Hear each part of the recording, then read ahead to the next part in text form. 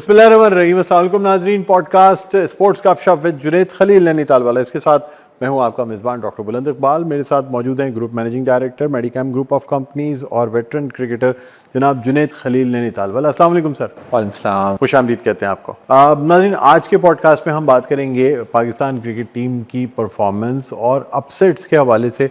यानी क्या वो टीमें जो पाकिस्तान को हरा देती हैं वो पाकिस्तान के लिए अपसेट होता है, या चूँकि अब हम इंटरनेशनल आईसीसी रैंकिंग में पीछे जाते जा रहे हैं इसलिए कोई फ़र्क नहीं पड़ता हमें अगर हम अफ़गानिस्तान की टीम से हार जाएं, बांग्लादेश से हार जाएं, वेस्ट इंडीज़ से हार जाएं, क्योंकि हमारा कोई स्टैंडर्ड नहीं रहा। हम कभी बहुत अच्छा परफॉर्म करते हैं, दुनिया की बेहतरीन टीमों को, वर्ल्ड चैम्पियंस को बड़े आराम से हरा देते हैं, और कभी कभी हम अपनी ही सिखाई हुई टीमों से हार जाते हैं। क्या वजह है, क्यों हम एक अपना स्टैंडर्ड बरकरार नहीं रखते?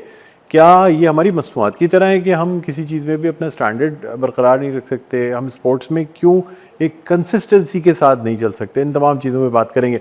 सर, क्या कहते हैं, पाकिस्तान की टीम कभी बांग्लादेश से हार जाती है, कभी श्रीलंका से, कभी कि कोई भी ऐसी टीम जो दुनिया की कमज़ोर तरीन टीम हो उससे पाकिस्तान हारने की सलाहियत रखता है और बड़ी से बड़ी टीम से जीतने की भी सलाहियत रखता है। देखिए, पाकिस्तान टीम वैसे ही है जैसे कराची के रोड्स हैं, जो हमेशा से जो है ना वो बिल्डिंग प्रोसेस में ही है, हमेशा से वो बन रहे हैं। आप जिस भी कैप्टन से पूछें उसको वो यही आके बोलता है मेरी यंग टीम है। इनफैक्ट अभी भी आप देखें तो सलमान अली आगा आपके पाकिस्तान के कैप्टन हैं, उनसे भी सवाल पूछा जाए कि आप अफ़गानिस्तान से क्यों हारे और कैसे हारे, तो वही बताएंगे कि भाई मेरे पास अभी यंग टीम है, हम उसको रीबिल्ड कर रहे हैं। ये सवाल बाबर आजम से होता था, यही सवाल रिजवान से हुआ, यही सवाल उनसे पहले जो ना मौजूद जो ना वो क्रिकेटर से या जो भी जो ना वो कैप्टन हुआ करते थे। सरफराज हो गए, सरफराज के बाद उनसे पहले शोएब मलिक हो गए, शोएब मलिक से पहले वॉटेवर आप पीछे जाते रहें, हर एक आदमी आपको यही बोलेगा कि हम जो है ना वो बेसिकली रीबिल्डिंग प्रोसेस में। वो रीबिल्डिंग प्रोसेस ही हमारा जो ना वो ख़त्म नहीं होता। लोग आते हैं, रिटायर हो जाते हैं। 15 साल हफीज़ ने क्रिकेट खेली, 22 साल 23 साल जो ना शाहिद अफरीदी, शोएब मलिक ने क्रिकेट खेली। शाहीन जो है ना पिछले 10 सालों से जो ना 7 से 8 साल से पाकिस्तान क्रिकेट से जो ना वो कनेक्टेड है। सेम इसी तरीके से हारिस रऊफ़ हो गए, ये सारे वो क्रिकेटर, नसीम शाह हो गए, फ़खर जमान हो गए, इनफैक्ट इवन साइम अयूब को भी 2 से 3 साल हो गए। सलमान अली आगा आपके ऑलरेडी जो है ना वो कैप्टन है, वाइस कैप्टन जो है ना वो आपका ओडीआई टीम के हैं, आपका वाइस कैप्टन शायद जो है ना वो नहीं, वाइस कैप्टन टेस्ट टीम के अंदर, मैं टेस्ट टीम के अंदर भी नहीं है। लेकिन अगर आप किसी से भी सवाल पूछें, हारिस को जो है ना 3 से 4 साल हो गए पाकिस्तान क्रिकेट के अंदर आंदे जाते हुए। नवाज़ को जो ना वो तकरीबन जो ना मेरे ख्याल से 5 से 7 साल हो गए। ये वो सारे लोग हैं जो ऑलरेडी पाकिस्तान क्रिकेट के साथ कनेक्टेड हैं और बहुत लंबे अरसे से। बट अभी भी आप इनके कैप्टन से पूछें तो हम बोलेंगे यार हम रीबिल्ड प्रोसेस के अंदर हैं, नई टीम है, यंग टीम है हमारी। ये वाली जो एलिमेंट है ना, हमें जो है ना वो अपने पर से हटाना पड़ेगा। हार जीत जो है ना it's a part of a game. छोटी टीम से हार जाना, बड़ी टीम को हरा देना, Pakistan is very well known for this. अभी जो है ना वो आपका इंग्लैंड और साउथ अफ्रीका की सीरीज़ चल रही है और इंग्लैंड में चल रही है और साउथ अफ्रीका जो है ना वो डोमिनेट कर रहा है। तो इसका मतलब ये नहीं है कि इंग्लैंड का कैप्टन आके ये बोल रहा है, बोल के खुद भी वो नया ही कैप्टन है, वो आके ये नहीं बोल रहा कि we are into a rebuild process. ये वाला जो कॉन्सेप्ट है ना वो बेसिकली आपको हटाना पड़ेगा। आप जब आप कैप्टन बनते हैं, you become you that something which is you are a complete. और अगर आप ही जो है ना वो बिल्डिंग ये प्रोसेस के अंदर रहेंगे ज़िंदगी भर, तो इस किस्म के एक्सपीरियंसेस जो है ना वो आपके सामने ज़्यादा से ज़्यादा आते रहेंगे कि हम on an occasion will beat South Africa and on a next day Zimbabwe हमें जो है ना T20 जो है ना वो हरा के चला जाता है। यही वो मसले हैं जो अब हमारे पास शुरू से चलते हुए आ रहे हैं। अगर आपको एक ज़माने में याद होगा, वर्ल्ड कप के अंदर आयरलैंड से हम हार गए, फिर उससे पहले हम बांग्लादेश से हार गए। तो हमारा एक्चुअल काम जो है ना वो बेसिकली बहुत बड़ा एक जो है ना वो दुनियावी क्रिकेट को जो है ना अपसेट देना है। और हम आपको याद हो तो 92 के वर्ल्ड कप में एक मैच में पाकिस्तान 40 में ऑल आउट हो गया था, 55 या समथिंग इंग्लैंड के सामने ऑल आउट हो गया था। पूरी रात हमने मैच देखा था, वो तो बारिश की वजह से मैच अबैंडन हो गया और उस एक पॉइंट ने पाकिस्तान को सेमीफाइनल तक पहुंचाया था। हम यही कहते हैं असल में हम लोग जो है ना वो 11 लड़कों के साथ नहीं, हम अपनी दुआओं के साथ जो है ना वो कोई भी टूर्नामेंट के अंदर जो है ना वो क्वालिफाई करते हैं। ये इससे हार जाए, ये उससे हार जाए, ये इससे जीत जाए, ये उससे जीत जाए, तो हम सडनली जो है ना वो एकदम से जो है ना वो ज़िंदा होना शुरू हो जाता है। And I think overall Pakistan cricket को अपने बारे में ये सोचना चाहिए कि कब तक हम दूसरों के एहसानों के ऊपर जो है ना वो सेमीफाइनल फाइनल जो है ना वो खेलें। ठीक। अच्छा, ये भी सर बताइएगा कि अफ़गानिस्तान की टीम के लिए भी कहा जाता है कि बड़ी अनप्रेडिक्टेबल टीम है। वैसे देख के लगता है बहुत नई टीम है, लेकिन वो भी बहुत ज़्यादा अपसेट कर देते हैं। यानी अगर सेकंड अनप्रेडिक्टेबल टीम दुनिया में किसी को कहा जा रहा है पाकिस्तान के बाद, तो वो अफ़गानिस्तान है। क्या कहते हैं आप? देखिए, अफगानिस्तान का फॉर्मेट जो ना वो डिफरेंट है। Afghanistan will always perform in T20। उनका नेचर ऑफ जो उनका कंट्री का एनवायरनमेंट है ना, वो बेसिकली एग्रेसिव एनवायरनमेंट है। जिस नेचर के जो ना ये लोग हैं अफगानी हैं, ये दे आर ऑलवेज एग्रेसिव। आप देख लें, ये हमेशा से जो है ना वो, अगर आप हिस्ट्री उठाते हुए आए स्पोर्ट्स को हटा के भी, तो हमेशा ये बोला जाता है यार अफगानियों से बच के रहना है, कहीं ये खुदा ना खास्ता ओवरऑल ओवर एग्रेसिव ना हो जाए। तो इनका नेचर ऑफ क्रिकेट भी ऐसा ही है। अगर ये T20 अगर आप एग्रेसिव से खेलेंगे तो ही आप जो ना मतलब इस मुकाम के ऊपर पहुंच सकेंगे। स्किल्स की कमी है, एक्सपीरियंस की कमी है, इंफ्रास्ट्रक्चर की कमी है। जिस दिन ये भी सारी चीज़ें पूरी हो जाएगा, they one of the most fittest team. अगर आप एशिया की टीम देखें, बॉडी के स्ट्रक्चर के हिसाब से, बिल्ड के हिसाब से, फिटनेस के हिसाब से, आप देखें पिछले 10 साल से जो है ना राशिद खान खेल रहा है। नबी की आप उम्र देखें, किस उम्र तक जो है ना वो बेसिकली अब तक जो है ना वो आपको बाबर आजम के बराबर फिटनेस नज़र आ रही होगी। फिटेस्ट जो है ना ये हैं, बट जो बेसिक मसला है वो इनके साथ ये है कि अभी इनका इंफ्रास्ट्रक्चर जो है ना वो कंप्लीट नहीं है। लेकिन आहिस्ता आहिस्ता जिस तरीके से हम देखते हुए आ रहे हैं, हमें ऐसा लगता था कि जी इनकी रिप्लेसमेंट नहीं आएगी। किस तरीके से शहजाद के बाद गुलबाज आया, जिस तरीके से उसने विकेट कीपर बैट्समैन आया, IPL के अंदर जो है ना इनके जो है ना 9 से 10 प्लेयर्स जो है ना पार्टिसिपेट करते हैं, BPL खेल रहे हैं, 100 खेल रहे हैं, CPL खेल रहे हैं। I think overall Afghanistan is a very good team for a T20 format, but T20 के अलावा उनकी परफॉर्मेंस जो है ना हमेशा जो है ना वो बिलो एवरेज रहेगी। अचानक से वो किसी एक टीम को वनडे में हरा देगी।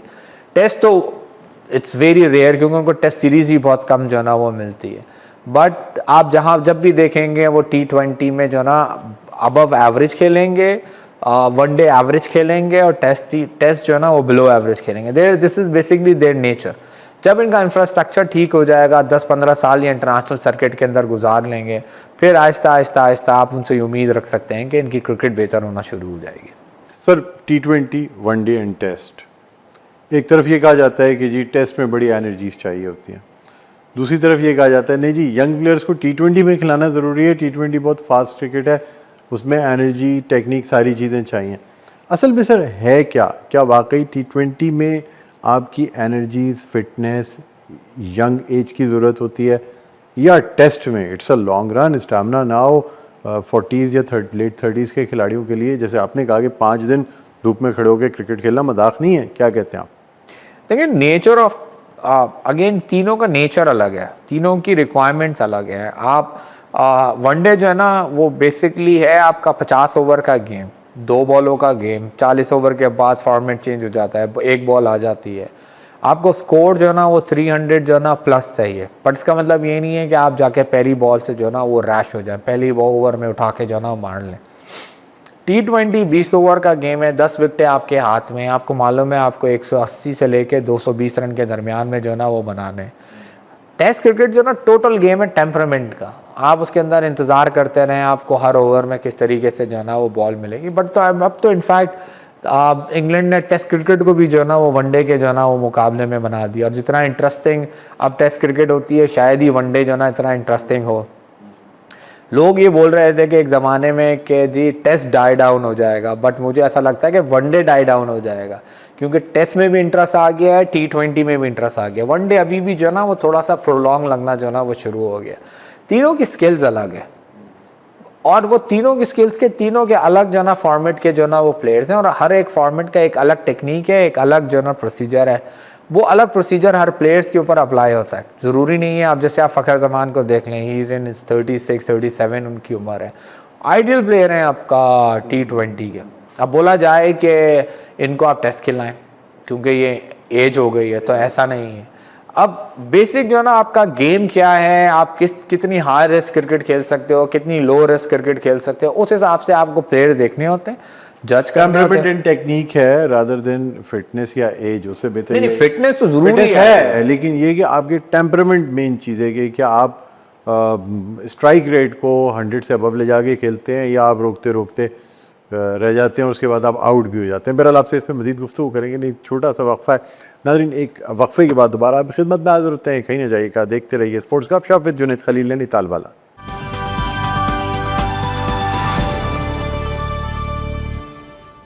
जी नाज़रीन, वेलकम बैक। एक दफ़ा फिर आपको खुशामदीद कहते हैं स्पोर्ट्स गपशप विद जुनैद खलील नैनीताल वाला। मैं हूं आपका मेज़बान डॉक्टर बुलंद इकबाल। मेरे साथ मौजूद हैं group managing director Medicam group of companies Junaid Khalil Nainital वाला। ब्रेक पे जाने से पहले नाज़रीन हम बात कर रहे थे कि पाकिस्तान की टीम अनप्रेडिक्टेबल है। दुनिया की अच्छी से अच्छी टीम को हराना या बुरी से बुरी टीम से हार जाना कोई बड़ी बात नहीं होती पाकिस्तान के लिए। इसी गुफ्तगू को मज़ीद आगे बढ़ाएंगे।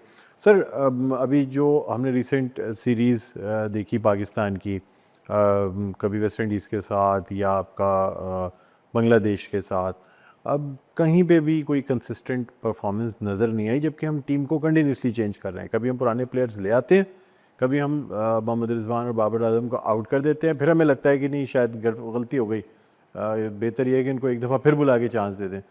होने क्या जा रहा है सर? वर्ल्ड कप के लिए कौन सी टीम होगी आप समझते हैं ये लोग होंगे टीम में, या यही चलता रहेगा कि पहले वर्ल्ड कप शुरू हो जाए फिर इनको दोबारा बुलाएं फिर इनको दोबारा भेजें? क्या कहते हैं आप? देखिए, अगेन मुझे नहीं लगता कि रिजवान और बाबर आजम जो है ना वो T20 के अंदर जो है ना उनकी रिक्वायरमेंट है। उनके पास फॉर्मेट मौजूद है आपका वनडे का और टेस्ट का, और दोनों की क्रिकेट को सूट भी करता है।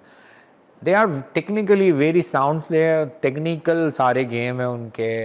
अब T20 के अंदर कोई भी बॉलर जो है ना वो आपको एक ओवर के अंदर कोई लूज़ बॉल जो है नहीं कराता। आपको मैच के अंदर लूज़ बॉल बनानी पड़ती हैं। अगर हम फ़खर ज़मान की क्रिकेट देखें, अभी लास्ट जो है ना वो एक मैच हुआ यूएई के ख़िलाफ़ जिसके अंदर Pakistan was in a deep trouble. आपका 80 समथिंग के ऊपर पाकिस्तान के 5 आउट हो गए थे। हमें लगा एक और नया अपसेट जो ना पाकिस्तान दिखा देगा, बट जिस तरीके से फ़खर ज़मान ने जो ना वो खेला, और आपने जिस तरीके से देखा कि वो किस तरीके से उसने शॉट्स बनाए हैं, वो ऑफ स्टंप पे जाके खड़ा हो गया, वो जाके आपका पैरल स्वीप जो है ना वो करना शुरू हो गया। सेम इसी तरीके से जो है ना अब T20 क्रिकेट के अंदर जो है ना वो आपको शॉट्स जो है ना मैन्युफैक्चर करने पड़ते हैं। अब वो आप टेक्स्ट बुक क्रिकेट जो है ना वो T20 के अंदर नहीं खेल सकते, कोई भी नहीं खेल रहा। आप ग्रैंड मैक्सवेल को देखें, पहली बॉल पे वो रिवर्स स्वीप के ऊपर जो है ना वो मारना शुरू हो जाता है। आप और अगर हम इसी तरीके से तमाम प्लेयर्स को देखें, वो कोई ना किसी तरीके से जो है ना वो मैन्युफैक्चरिंग जो है ना करता है और हाई रिस्क क्रिकेट जो है ना खेलते हैं। इवन विराट कोहली को देखें, जिस वक्त उसने वर्ल्ड कप के अंदर ओपनिंग की तो उसने हाई रिस्क क्रिकेट जो है ना वो खेली, और किस तरीके से जो है ना वो इंडिया वर्ल्ड कप जीतने में कामयाब हो गया। आप खुद तो अपने रन बना लेते हैं बट आपकी टीम हार जाती है, तो ऐसे प्लेयर का कोई फ़ायदा नहीं है। हाँ, ऐसा नहीं है कि he is not a world class player, he is a world class player. आप दें उनको वनडे के अंदर चांस, आप दें उनको टेस्ट क्रिकेट के अंदर चांस, और दूसरे इतनी लीग्स खो रही हैं वो खेलें और दिखाएं कि उनके अंदर उनकी क्या कैपेबिलिटीज़ हैं, और जैसे वो दिखाएंगे। अच्छा, प्लस उनको खिलाने का मकसद ये है कि जो आपका पावर प्ले है उसकी यूटिलाइजेशन जो ना वो ख़राब हो जाती है। आपके यंगस्टर जो बेसिकली हाई रिस्क क्रिकेट खेलने के लिए तैयार हैं और वही खेलने के लिए वो जो है ना वो बेसिकली टीम के अंदर आए हैं, उनको मौका ही नहीं मिलता, उनको नीचे खिला दिया जाता है। अब आप हारिस को देखें या आप साहबजादा फरहान को देखें या साइम अयूब को देखें, ये सारे हाई रिस्क क्रिकेट खेलते हैं। जब ये लोग बाबर आजम खेलेंगे, रिजवान खेलेंगे, तो ये कहाँ जाके हाई रिस्क क्रिकेट खेलेंगे? अच्छा, अब ये नीचे खेलने के लिए तैयार नहीं है, ये 2 डाउन खेलें, 3 डाउन खेलें। और अगर आप करंट सिनेरियो देखें तो सलमान अली आगा, आपकी टीम कोलैप्स हुई, एक मैच में उसने जिता दिया, दूसरे मैच में आपकी टीम कोलैप्स हुई, आपका साहबजादा फरहान के हसन नवाज आपको जिता दिया, एक टीम कोलैप्स हुई, आपको फ़खर ज़मान ने जो ना वो जिता दिया। तो ओवरऑल कोई ना कोई जो ना कैमियो वाला काम भी कर रहा है, तो फिर इनकी कहाँ ज़रूरत नज़र आ रही है? और अगेन देखें, the players they are very big but they are not bigger than your country, they are not bigger than a cricket. Sir, कोई एक पेयर अगर हिट हो जाता है या कोई एक बड़ी पार्टनरशिप कर देता है, तो ये क्या वजह है कि हमारी टीम उसी पे बैंक करना शुरू कर देती है? हमें लगता है बस ये चला तो टीम जीती, ये नहीं चला तो टीम गई। साइम अयूब और साहबजादा फरहान को पे बड़ा बैंक किया गया, वो भी अब कभी बेहतर करते हैं, कभी नहीं करते। तो ये हम डिपेंडेंस कब ख़त्म करेंगे अपनी टीम में कि हम प्लेयर्स पे डिपेंड करना छोड़ दें, टीम पे डिपेंड करें पूरी की पूरी? देखिए, अगर हम अभी करंट सिनेरियो देखें तो जैसे मैंने आपको बताया कि पाकिस्तान 85 के ऊपर 5 था, फिर आगे वालों ने आके रन बना दिए। सेम इसी तरीके से पहले आप अफगानिस्तान के मैच के अंदर देखें तो उसके अंदर सलमान अली आज़म ने बना दिया। फिर अगला मैच जो हम यूएई के ख़िलाफ़ खेलने के लिए गए, उसके अंदर जो ना हसन नवाज़ ने और सब ने छोटे छोटे से जो ना वो कैमियो कंट्रीब्यूशन तो और T20 गेम ही इसी चीज़ का है। आप लोगों की बड़ी इनिंगों के ऊपर ना जाएं, आप इनके ये देखें कि उनके 20 रन्स कितने वैल्यूबल हैं। 8 बॉलों पे 20 run is more value than 50 बॉलों पे 70 रन। हमारे साथ यही होता था कि हम रैंकिंग के ऊपर प्लेयर्स को जब देखते थे तो बाबर आजम नंबर 1, 3 साल तक Babar Azam, Rizwan number 1, number 2, Rizwan number 1, number 2 होते थे, और पाकिस्तान क्रिकेट जो ना T20 में 8वें 9वें नंबर के ऊपर जो ना वो जाती थी। तो अब पाकिस्तान टॉप पर आए या बाबर आजम टॉप पर आए, that's a question with the whole nation के ये सवाल हमसे पूछा जाना चाहिए कि आपको बाबर आजम चाहिए या पाकिस्तान क्रिकेट चाहिए। तो जिसके लिए जो चीज़ अजीज़ है उसको बेसिकली उसी चीज़ के बारे में सोचना चाहिए। मैं पाकिस्तान को वैल्यू देता हूँ तमाम सारी चीज़ों से ऊपर। पाकिस्तान क्रिकेट के लिए they both are not suitable in T20 format, तो इनको नहीं खिलाना चाहिए, और जहाँ इनका ज़रूरत पड़े वहाँ आप इनको वनडे में खिलाएं। और उन्होंने बेसिकली जब से वो T20 से बाहर हुए हैं तो वो वनडे खेल रहे हैं और टेस्ट क्रिकेट खेल रहे हैं। उन्होंने कौन सी ऐसी इनिंग खेली है जिसके बारे में हम ये सोचें और उनके बारे में बात करें कि यार उनको कम्पैक्ट देना चाहिए। तो आई थिंक फ़िलहाल हमें ये टॉपिक उनके बारे में बंद कर देना चाहिए और डिस्कस करना बंद कर देना चाहिए। देयर आर यंगस्टर्स, हमें साहबज़ादा फरहान से उम्मीद रखनी चाहिए, हमें साइम से अयूब से उम्मीद रखनी चाहिए, हमें सलमान अली आगा से उम्मीद रखनी चाहिए कि बेसिकली ये अपनी रिस्पॉन्सिबिलिटी उठाएँ और ये आके जो ना पाकिस्तान क्रिकेट के अंदर आने वाले वक्तों के बाबर आजम, रिजवान या इंजमाम या मोहम्मद यूसुफ जैसे जो ना प्लेयर्स बने। सर, पाकिस्तान जो है वो आजकल कुछ अरसे से एशिया में रिस्ट्रिक्ट हो गया है। हम बांग्लादेश की सीरीज़ खेल लेते हैं, फिर हम एक वेस्ट इंडीज़ के अलावा फिर ट्राई सीरीज़, फिर उसके बाद अगेन एशिया कप। अब वर्ल्ड कप से पहले हमारा इंटरनेशनल एक्सपोजर इतना कम होना, आप नहीं समझते कि इससे बेहतर था कि कुछ और भी ऐसे टूर्नामेंट्स होने चाहिए थे जिसमें ऑस्ट्रेलिया, साउथ अफ्रीका, यूके, इनकी टीम से भी कोई ना कोई एक्सपोजर पड़ना चाहिए था? क्या कहेंगे? देखिए, अगर आप करंट सिनेरियो की बात करें तो हमें दो प्रॉब्लम्स हैं। पहली तो प्रॉब्लम ये है कि पाकिस्तान जो ना इटसेल्फ सीरीज़ ले नहीं पा रही, क्योंकि तमाम जो आपकी बड़ी नेशंस हैं उन्होंने किसी ना किसी तरीके से जो है ना वो इंटरनेशनल क्रिकेट के ऊपर कब्ज़ा जो है ना वो किया हुआ है। साउथ अफ्रीका, इंग्लैंड हो गया, इंडिया हो गया, आपका न्यूजीलैंड तो बहुत लिमिटेड जो ना वो क्रिकेट खेलती है। अच्छा, अब एक तो ये प्रॉब्लम है। दूसरा, जो हमारा वर्ल्ड कप आने वाला है वो आने वाला ही एशिया में है। तो ये पाकिस्तान को एक्चुअल में ब्लेसिंग है कि जितना टाइम वो बेसिकली एशियन क्रिकेट के ऊपर, एशियन सॉइल्स के ऊपर और एशियन टीमों के ख़िलाफ़ खेले, क्योंकि ओवरऑल जो ना एशिया के अंदर एशियन टीमें जो है ना वो ज़्यादा ट्रबल क्रिएट करती हैं रादर दैन जो है ना नॉन एशियन टीम्स। पाकिस्तान, अगर आपको याद हो तो लास्ट एशिया कप के अंदर जो यूएई में हुआ था, श्रीलंका से बहुत ब्राइट चांसेस थे हमारे, क्योंकि इंडिया को भी हरा दिया था और फाइनल में अब श्रीलंका एवरेज टीम थी, हम एवरेज टीम से जो ना वो हार गए थे।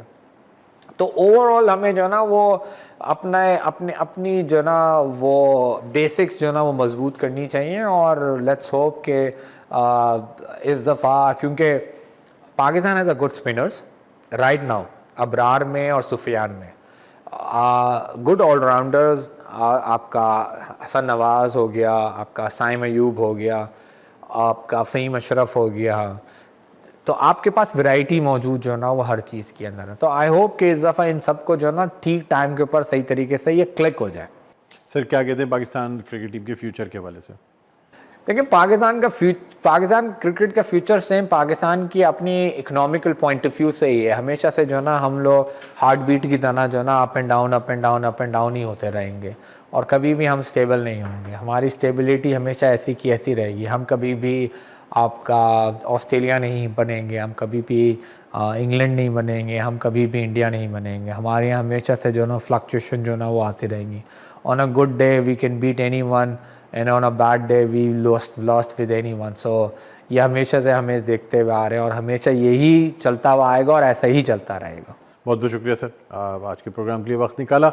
नाजरीन, group managing director Medicam group of companies Junaid Khalil Nainital वाला हमारे साथ मौजूद थे। आज के इस पॉडकास्ट से मुझे डॉक्टर बुलंद इकबाल को जुनैद खलील नैनीताल वाला को इजाज़त दीजिए। अपना बहुत ख्याल रखिएगा। अल्लाह हाफ़िज़।